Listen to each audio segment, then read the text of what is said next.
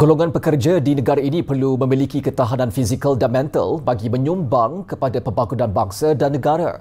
Menteri Sumber Manusia Steven Sim Chee Kiong berkata, tanpa sumbangan pekerja daripada pelbagai sektor termasuk keselamatan, pertahanan, perkhidmatan awam dan swasta, Malaysia tidak mampu bergerak maju serta mencapai kemajuan. Apa yang menghalang anda semua untuk terus menyumbang jasa dan kudrat kepada bangsa, agama dan tanah air kita? Apa yang menghalang Malaysia untuk menjadi sebuah negara yang hebat, khususnya di zaman di mana dunia sedang bergelora?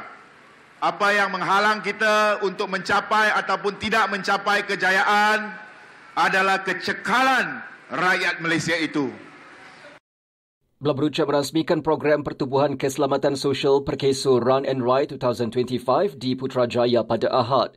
Perkeso Run and Ride 2025 yang memasuki edisi ke-8 penganjurannya melakar sejarah apabila berjaya menghimpunkan lebih 10,000 peserta dalam acara larian sejauh 3, 6 dan 10 km, sayuhan santai sejauh 35 km.